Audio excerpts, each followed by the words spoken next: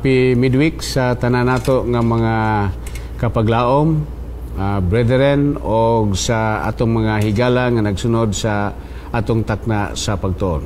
O ang ato nga kauban sa gihapon karon si Dr. Sammy Pagunsan, ang atong pinangga nga pastor diri sa North Central Mindanao Conference. O sa dili pa kita mo padayon, ako gihapon ngayon si Pastor Pagunsan, Pastor Sammy sa Pagampo.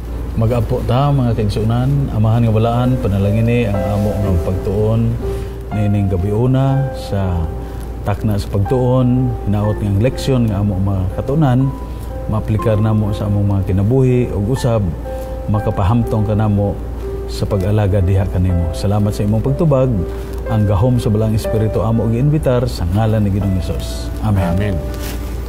So karon diri nata Dr. Sammy or Pastor Sammy sa ato nga continuation sa ato nga pagtuon ni ini nga kagabion. Ang ato nga topic na sentro sa adlaw sa Tuesday o Wednesday. Yeah. Then this is lesson number 3, gauluhan makiigsunan the controversies. Ako saning basahon makiigsunan ang ato nga key text sa whole nga simana. And he said to them, the Sabbath was made for man, and not man for the Sabbath. Therefore, the Son of Man is also the Lord of the Sabbath. Yes. So, unsay mong take-away ani Pastor Sam? Yeah, dinhi mga kaigsunan na this is a very good text sa tanan nga nagatuo sa Ginoo og adunay pagsabot sa adlaw nga igpapahulay, which is part of the Ten Commandments, and this will play an important role sa katapusan nga panahon. Kining text din is Mark chapter 2 nga nag-claim si Jesus that he is Lord of the Sabbath. Actually, the Sabbath is given as a blessing to humanity. Dili the other way around nga ang ingon nila nga wala nang adlaw nga igpapulay kay humana. But in relation to this text nga giingon ni Jesus, he was actually referring in claiming that he is Lord of the Sabbath, having the authority over the tradition of the Pharisees and the scribes. Dinhi, okay. Gi-accuse mangud nila ang mga disciples ni Jesus, sila ni Jesus, that they are violating the Sabbath. Wherein wala sila gi-violate actually. No, wala sila nag-violate. Sa application na pod sa atong giingon, no? Yes. So dinhi na pod, no? During the intertestamental period man gyud, mga 400 years nga walay prophet gyud. Nigawas ning mga Pharisees as a part of a religious group, but then kining religious group has been following the law of God, no? So that nga ang ilang tuyo para pagyud nga maggawas nga mga matutom sila sa pag-alagad sila Ginoo nga mga matarong. So pag abot sa adlaw nga igpapulay, gidugangan nila ang tuyo mao nga para dili gid sila kasala, which is good sa intention, no? Pero usahay nanobra na pod, no? Nanobra kay during the ministry of Jesus, ang ilang naandan nga mga ginadili tanan, ila naman i-apply sa tanan. So itong makita din nga ang Sabbath gihatag na siya para sa tao nga mahimong blessing. Mahimong blessing. Dili kay ang Sabbath unsa na pagkasultihan. No, the Sabbath was made for man and not man for the Sabbath. Dili daw their way around nga ang igpapulay gibuhat alay sa tao. Dili kay ang tao gibuhat sa adlaw nga igpapulay. No, that's not the intention. Okay. Now, naisgutan naman nato di sa ato pala nga opening sa ato nga text. Actually, mo haom yung kaini sa ato po nga topic sa Tuesday. Actually, murag mo ni siya ang sentro ni kuan sa ato nga text. We will be talking the Lord of the Sabbath. So, atong makita diri nga si Jesus, you know, uban sa iyahang mga disciples, siguro nang lakaw sila. Pagpanglakaw nila, nakaagi sila og mga uhay, trigo, niya nangutlo ang iyang mga Nangutlo siguro kay basi gigutom baka basi siguro ni kakaon baka, pero usay magudog na among usay mga trigo bisan sa tuwa diwa matay trigo na makakita humay dire og mais. Na siguro pag-agi sa humayan siguro na attract siguro sila nga mangutlo siguro kay usay magukit-ukit magubata usahay na. So this what happened nga pagkakita sa mga parasiyo, mga eskriba o mga parasiyo, so ilang gi-condemn ang mga disciple ni Jesus nga this is Sabbath breaking. Kaya ang tradition manggo nila ibutang din sa ato nga lesson mga brethren, dunay 39 forms of labor nga giforbid nga himuon sa adlaw nga ipapahulay. Ingon pa gani nila nga ang katukunong mga ang tradition gyud nga kon usa ka religyoso jud kay nga tao aron dili ka makatrabaho bisag pagpanapo sa imong singot ang singalan imong panyo hikot na dili kay umukot pa ka sa bulsa makasala na kaniya na. So grabe gyud kayo ang ila ka istrikto, mahino matawag nato ning too extreme nagyud kayo. And this is what Jesus in this certain situation nga itong makita sa Mark chapter 2 verse 23 and 24 nagi-correct ni Jesus. Actually kung imo tanawon, they accused the disciples of Jesus of breaking the law. Katong sa 39 forms nga gi-appeal nila diha. Pero si Jesus in defense, no, og sa pagsaysay nila nga wala sila naka break sa sugo nga sa tradition ilang gi-promote. Gi-quote ni Jesus si David. Okay. Panahon ni si David gisugo dito sa hari nga kauban sa iyang mga sundalo, gigutom sila unya sa nagsulod sila dito sa balay sa pare or sa temple. Unya pag-abot dito nagpangayo si David og mga pagkaon. Bread. Unya wala may bread nga available nga common nga katong pwede mapakaon sa mga bisita. Ang bread nga tuwa dito was already consecrated for the service of the Lord. Nga only the priests are allowed to eat that, representing God during the time, no? Nga siya ray makakaon ni adto. Pero ingon ni David nga gikuan man sila, naaman sila mission and they are hungry, og ang tao nga gutom, actually ang pagkutlo sa uway, kung ang tao gigutom, you can do that, no? Kung gigutom ka. So sa ilaha, ingon ni David in defense nga pareho ra gyapon dunay mga balaan nga butang nga og mga maayong butang nga pwede himuon sa adlaw nga igpapahulay. So dili violation. So dili violation kay sila gigutom man to. So they just cut dili man gito nga nang harvest sila. Nga appeal sa 39 nga kasuguan balaod. Additional tradition nga gidugang nila sa adlaw nga igpapahulay. Wala na siya labot unta, no, pero gusto gud mangita ang mga scribes and Pharisees og sayop ba sipyat sa kang Jesus og sa iyang tinunan mao ning nahimo nga controversy na pod siya nga sa adlaw nga igpapulay gina-charge nila nga ang Ginoo pang-ayo o ang Ginoo nag-break sa Sabbath, but actually in reality wala naka-break si Jesus. So paghisgot niya karon kanang makita diya sa 1 Samuel chapter 21 1-6 gi-explain diya ni Samuel ang story ni David. Wala man sala sa Ginoo. So mao nang gi-quote ni Jesus, wala sila sa adlaw nga igpapahulay, wala sila nakasala. So pasabot nga bisan ka to nga pagkaon dili to para sa mga ordinaryo lang mga tao, kay para ra gyud to sa pare, pero kay dunay emergency nga sitwasyon. So bisan tuod ka to nga exclusive ra unta to sa pare.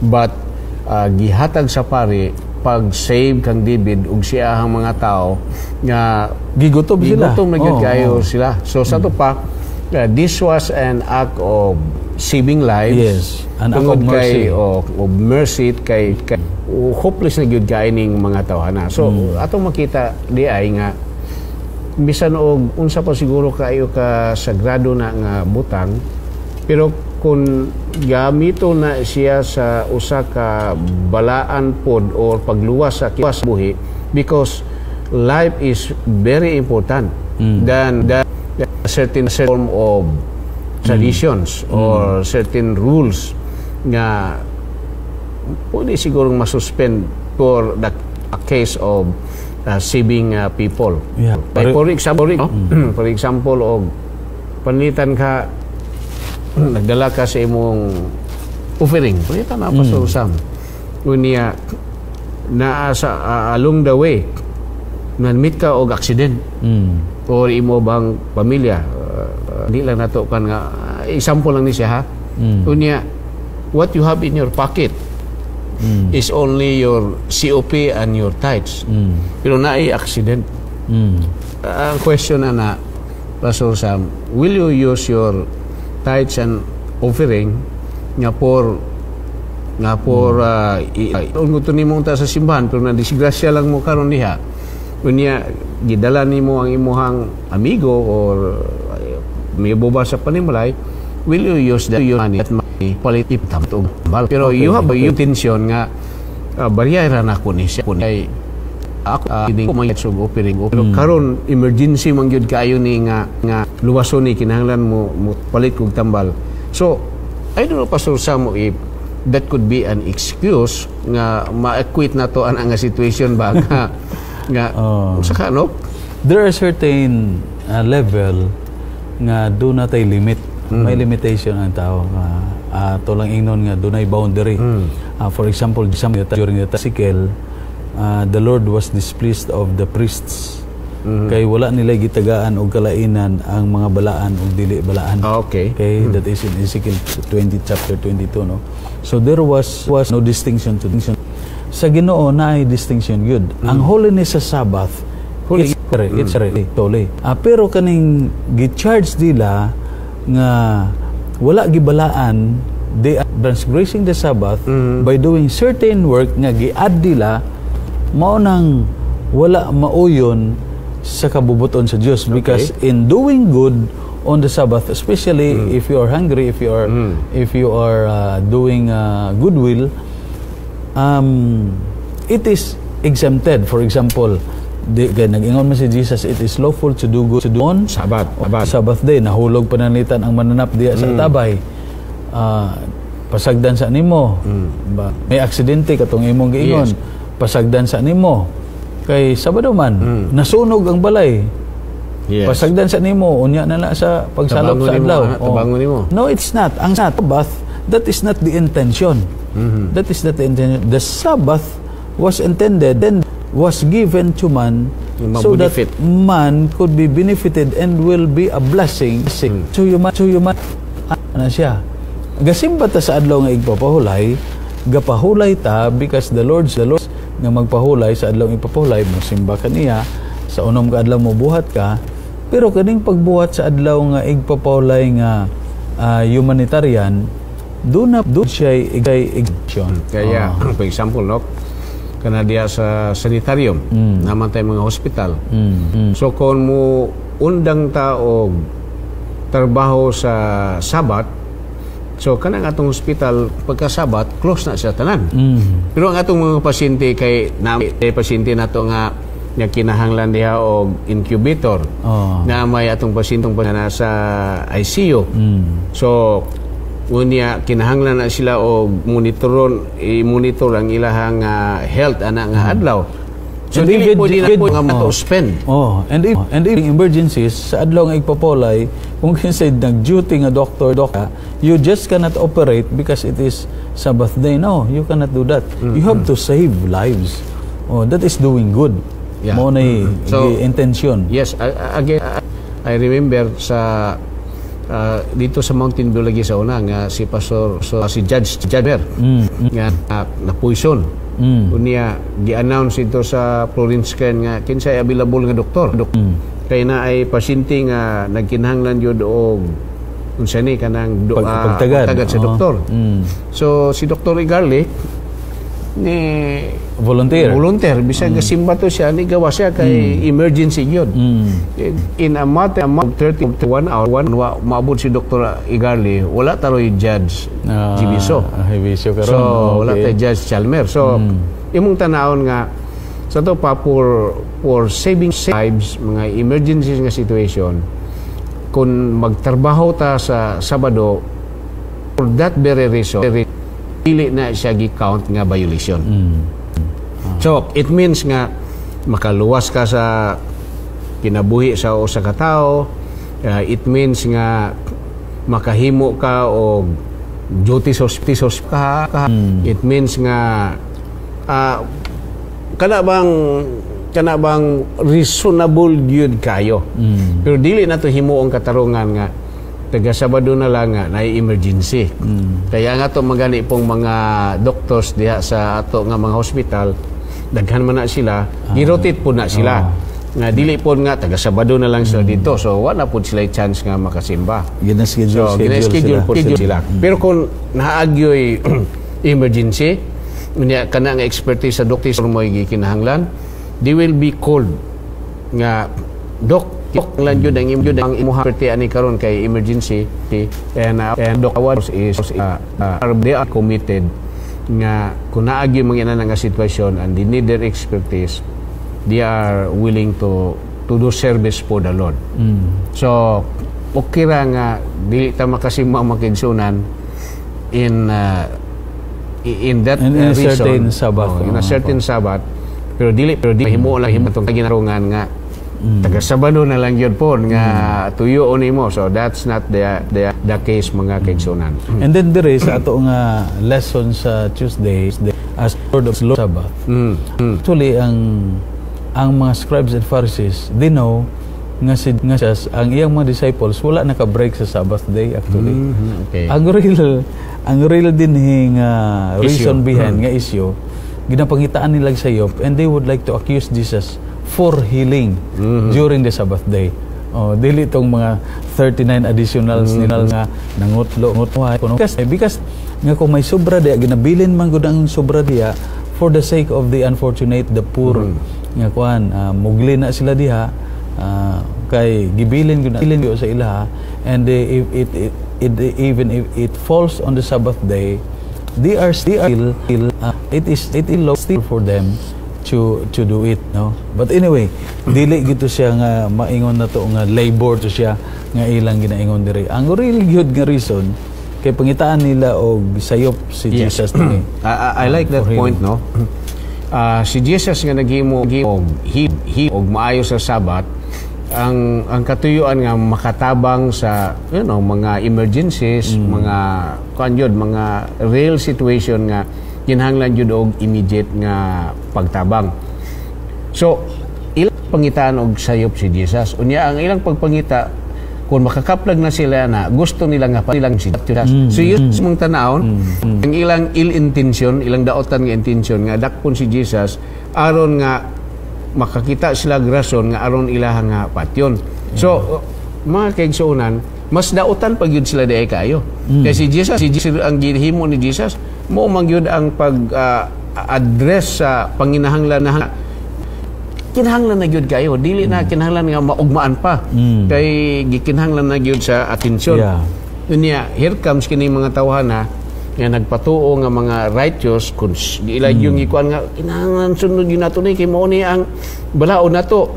Pero ang ilang katuyuan mga kaigsunan, behind that mga kaigsunan, ang ila daing plano nga patyon si Jesus. So ug imong tanawon mas utas daw day yun mga tawhana. Yeah, because even on the Sabbath, instead of thinking of God, worship Him, daw gapangita sila og higayon nga masipyat si Jesus. So wala man masipyat si Jesus, gihimuan na lang nila accusation that he was violating the Sabbath day. Pinaagi sa iyang mga disciples. So ikaw nga naghimo og maayo sa Sabbath, unya katong mga tawo nga nangita og sayop sa imuha, unya ilang tuyo nga patyon ka, so they have committed a big crime, mga kaigsunan, kay sa usa ka tao, just like Jesus nga naghimo og maayo alang sa mga tawhan. That is why in here, sa katapusan yun, sa verse 27-28, Jesus said that He was the Lord of The Sabbath. the Sabbath. So dito lagi nakuan sila. Why He was Lord of the Sabbath? Sa ato pag Ginoo pag siya sa adlaw mga igpapulay. Why? Balik na punta dito sa ilang accusation sa iya nga he was claiming to forgive sins. Nga doon na siya kagahom dito. Karon sa adlaw nga igpapahulay, may kagahom gyapon siya kay siya gyud Ginoo sa adlaw nga igpapahulay. So therefore, if He is the Lord of the Sabbath, nobody actually could question siya ang buhaton sa Sabat.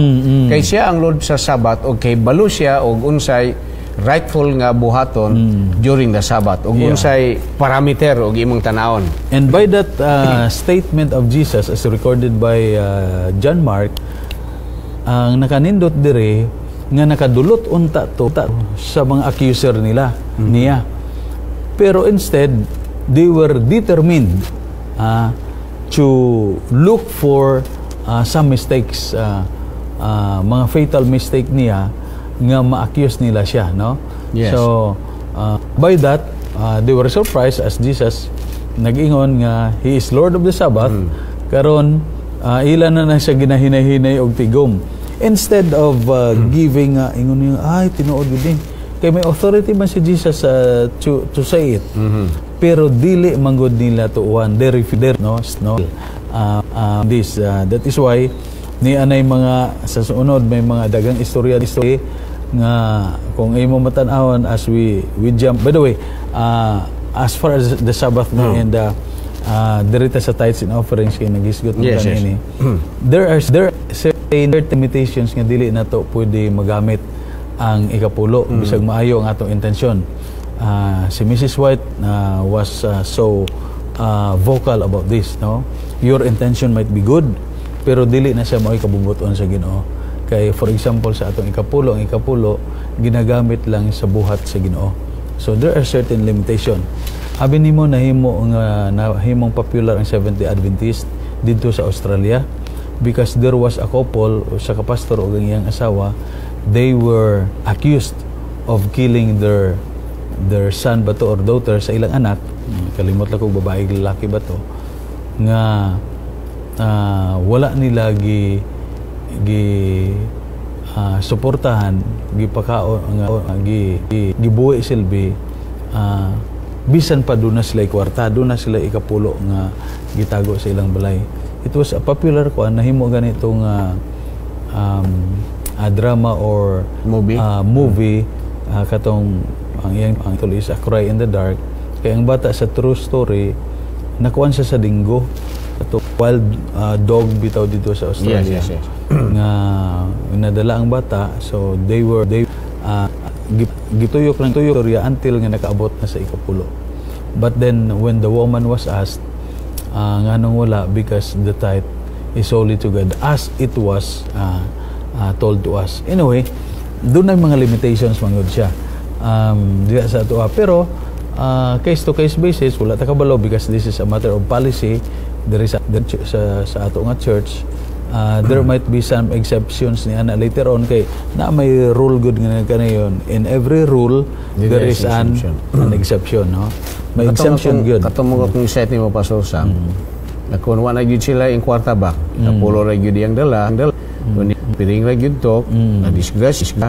Di pa to niya gamiton ipalit og tambal para sa luoy bata o masakiton. Pero dili to niya tuyo nga dili niya ihatag, pero tungod sa situation iyang gigamit, pero in his mind iuli gyud to niya sa Ginoo kay kanang iya man gyud tong ikapulo. It's just so happen nga na emergency. There was an emergency. So dili po na mahimong katarungan makaigsunan nga emergency natay pamlitonon tamba mao na emergency nga gamiton na nato itong mga tithes. Dili po na siya maoy reason makaigsunan. Kato siya situation lang to siya nga it calls for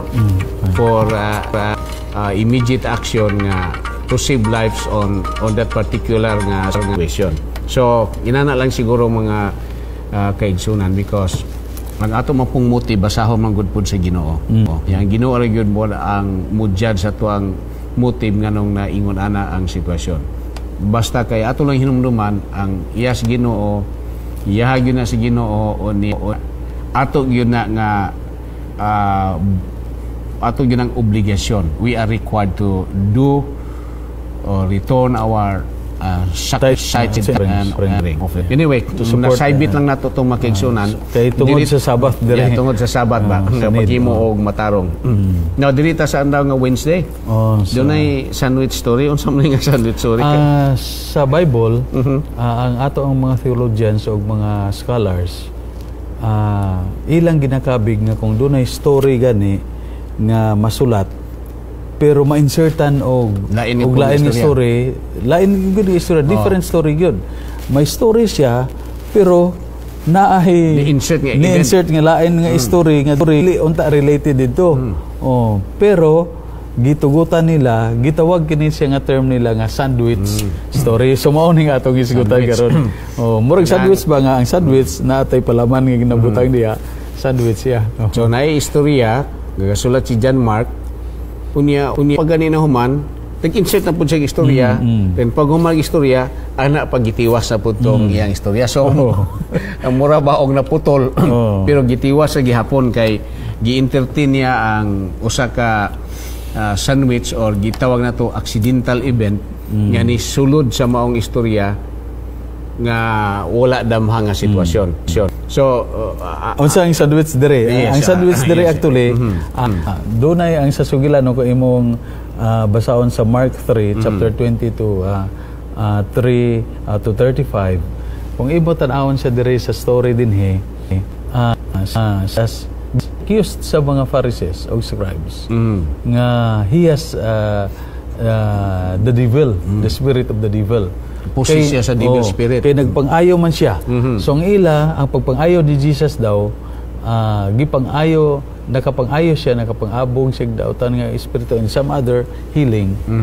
Kay he has devil. So pusis siya sa yawa, dayon sa dihang gipusis sa yawa, iya pong giabog ang mga yawa. So gipang-ayo niya pinagi sa gahom sa yawa. So kining tawhan nagiyawaan niya gaayo siya og mga tao ang iyang giayo katong mga gipangyawaan pod.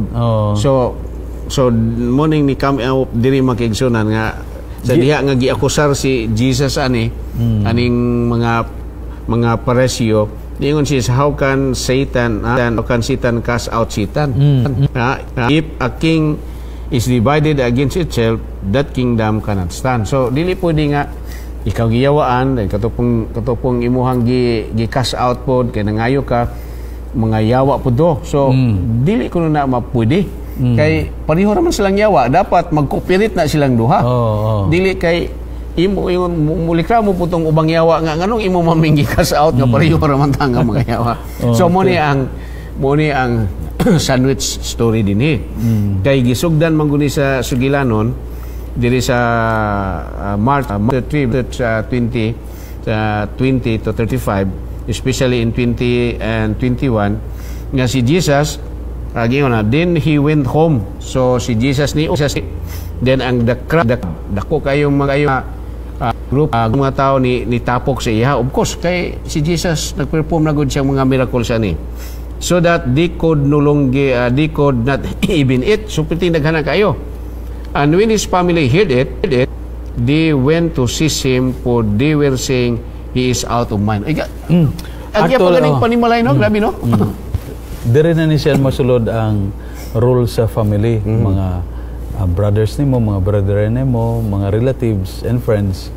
Mao ni actually ang outer story. Ang katong na sandwich dito ang inside story katong pag-accuse na ni Jesus na yes, the devil. So ang outer story din kay sa pagpang-ayon ni Jesus and then with the controversy between the scribes, ang tumong og tuyo sa mga igsuon nga wala unta siya controversy sa mga scribes and Pharisees. Of course, ang iyang mga igsuon, they are faithful sa followers diya sa ilang religion, sa simbahan. So nagatuman sila ni init. So dili nila gusto nga ang ilang igsuon si Jesus Silve maghimo og issues or controversies sa mga magtutudlo nila o sa ilang mga kaparian.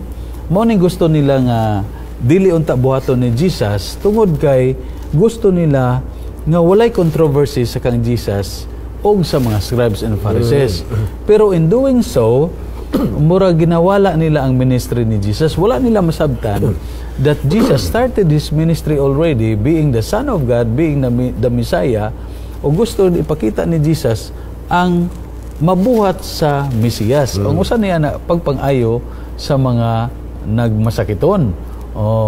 Ang pagbadlong niya sa diya sa adlaw nga igpapahulay o uban pa, no? So gi-accuse na siya dire sa sandwich, gi-accuse siya karon sa mga Hudiyo dinhi. Mao nang sadus ang outer nga silbi pan man ni siya. Kung sa pan, ang outer story ang controversy sa iyang mga igsuon. Ang palaman dire ang sandwich na kaning gi-accuse na siya sa mga Pharisees, silbi nga doon na siya yawa na. So, nagapangayo siya, nagapangabog siya mga yawa, dayon nagapasaylo siya og sala, nagi-count ni nila nga kining iyang gihimo nga nagpasaylo siya og sala, this is blasphemy against the Holy Spirit. Yeah. But unfortunately mga kaigsunan, sa ilang i-consider si Jesus nga naghimo og blasphemy against Holy Spirit, sila makaigsunan mo'y nakakomit og blasphemy against the Holy Spirit tungod kay wa nila tuhoy si Jesus, wa nila tuhoy ang teaching ni Jesus nga si Jesus himself is God and is also the Holy Spirit. They remember nga ang si Jesus makaigsunan is part of the Godhead, Father, Son, and the Holy Spirit. Yeah, So si Jesus is also makaigsunan part of the Triune God. So, and doon ay tulo ka personality man na mga kaigsunan atong manang nakita mga kaigsunan. So, kung dili sila mo to sa Holy Spirit, so they sin against the Holy Spirit because Jesus was doing a miracle on behalf of the Holy Spirit, in behalf of God, and the teaching of God and the teaching of the Holy Spirit, mo ni ang gitulo ni Jesus. So, kung dili sila mo to ni anak mga kaigsunan, actually, nakasala po sila sa Holy Spirit. Yeah, ang point diri sa ato lesson po nga gipasabot mga kaigsunan sa tanan nga nagasunod sa ato nga ang sala batok sa balaang espiritu is an unpardonable sin, dili mapasaylo. Mangani nag-ingon si Jesus ang anak ang sala sa tao mapasaylo. Pero ang sala batok sa balaang espiritu dili mapasaylo. In what way? Nganong dili na mapasaylo? Balik ta sa mga Pariseo, they understand that Jesus has actually the Holy Spirit.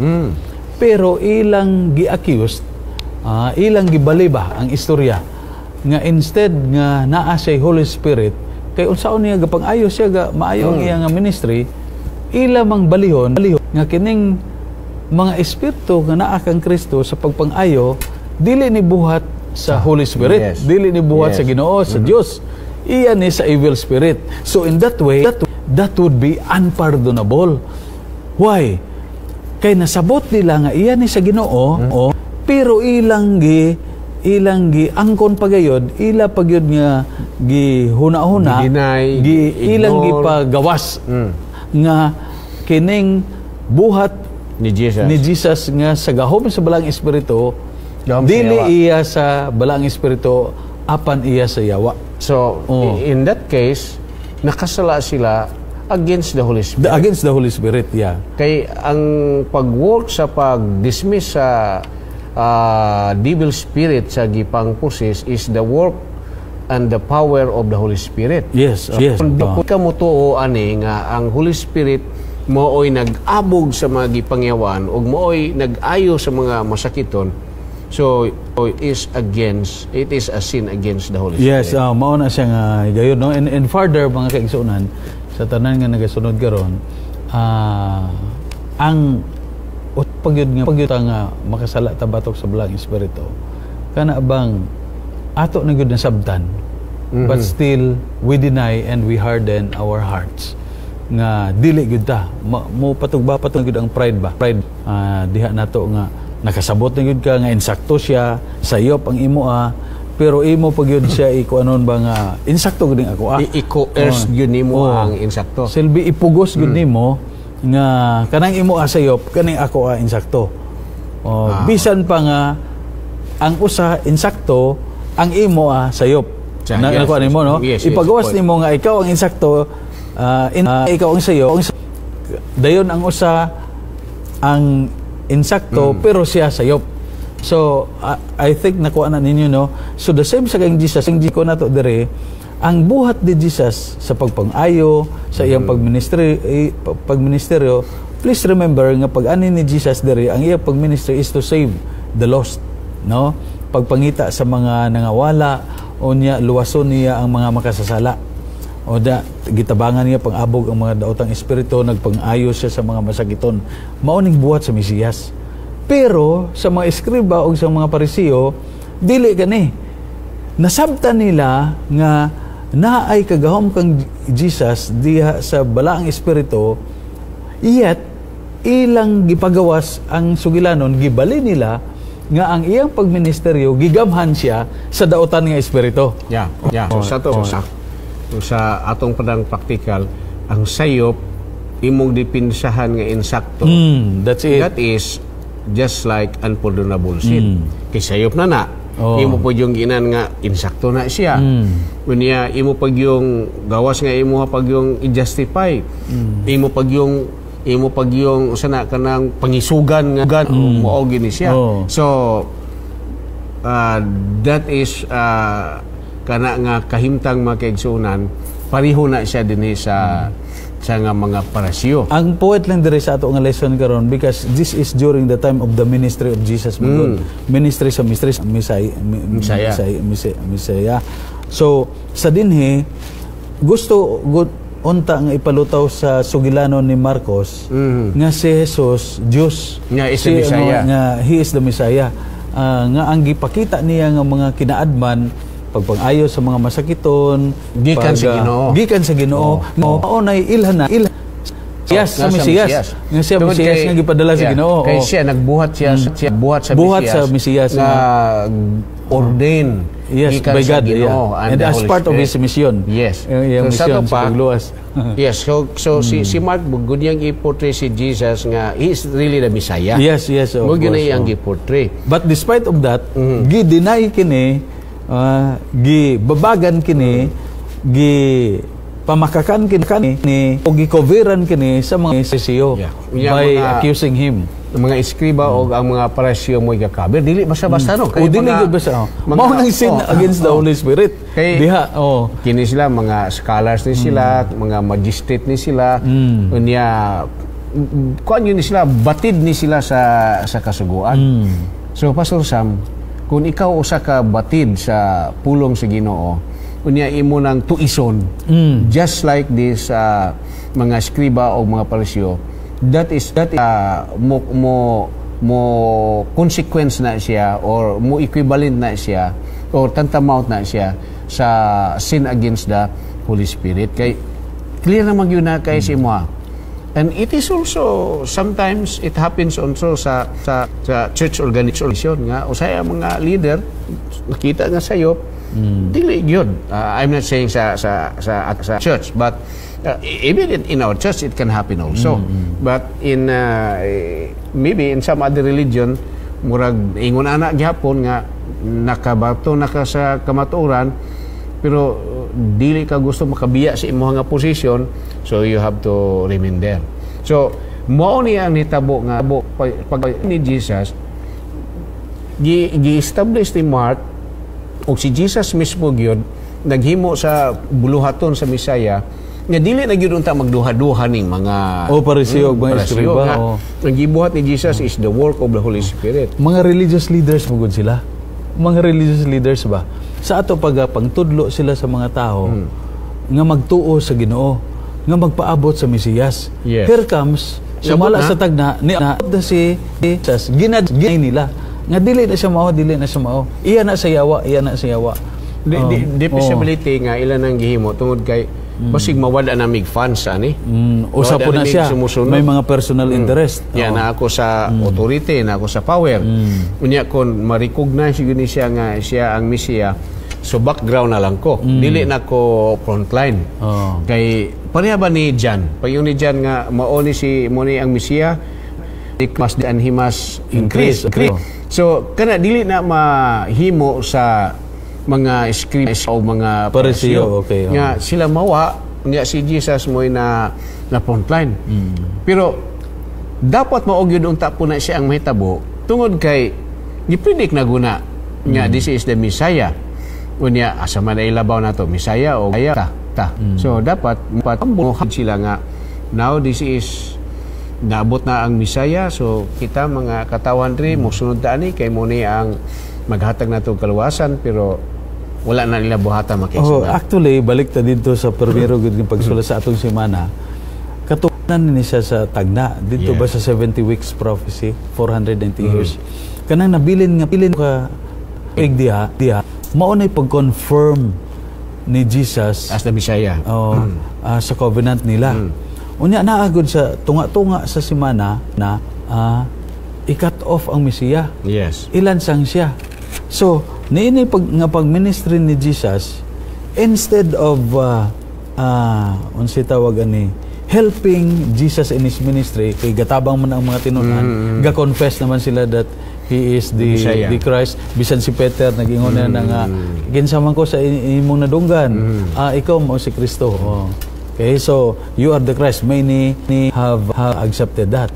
And there are some scribes and Pharisees who believe also. Yes. Pero only a little of them. Majority as a whole ang system dili gyud wala magdawat siya. So basta may self-interest, gusto rin ako ipagawas nga kuan nga point. Ang naamagod sa ilaha sa scribes and Pharisees ang ilang self-interest, ang ilang pride nga they were thinking that they are the elite group nga sila ang maoy authority, sila maoy maghuhubad sa balaod, sila maoy may otoridad sa pagsaysay unsay buot ipasabot sa balaod, and many more, but they failed. Napakyas sila sa pagtuo sa kang Ginoong Hesus, silbi anak sa Dios og silbi Mesiyas nga gipadala sa Dios, that he was the fulfillment of the prophecy nga gisulat sa balaod nga ilang ginatun-an halos adlaw-adlaw, pero pag-abot na sa katumanan sa tagna nasipyat sila mo po ni sa tuwa. So kay nimong pipa nga pero pag-abot imbes nga na wala na wala na diya. So perting di malasa kayo. Mga kigsonan, again, our time is up. Salamat mi sa inyohang panahon nga gihatag, o I know nga sa inyo hapon mga personal nga study niya sa ato nga lesson, daghan pang mo nga makuton nini. Daghan kayong salamat. Kami ni Pastor Pagunsan nagpasalamat gyud sa inyohang panahon. Sa umaabot nga mga schedules na siguro si Pastor Roxy, sila na Pastor Kaimi, ug uban pa nato nga mga kauban din sa office kay mga panahon nga tuwa sila sa ilahang mga schedule sa pagwali sa mga missionary o seminars nga mahimo nga ma-equip gyud ang atong mga magbubuhat. Daghang salamat mga kaigsunan, atong iduko ang atong ulo sa pagampo. Oo, salamat kayo nga ang among discussion sa imong apong kauban ni Pastor Sami nahimo kini nga fruitful tungod ang imong bala prito pinagagiya sa matag usa kanamo ug sa amo sa mga kaigsunan, mga kapaglaom nga nagasunod sa programa. Salamat kayo nga ikaw usab Ginoo magpatubo sa ilahang espirituhanon nga pagkinabuhi nga kami tanan maandam unya sa imong pagbalik kay nagatuon kami sa imuha nga pulong. Ug salamat nga ning gabi una imong mihatagan og maayong katulugon aron sa umaabot nga mga adlaw o makatuigan sa among kinabuhi, may mo kaming dako kayo nga panalangin sa imuha nga buhat. Kining tanan namong giampo sa ngalan ni Ginoong Hesus. Amen. Amen.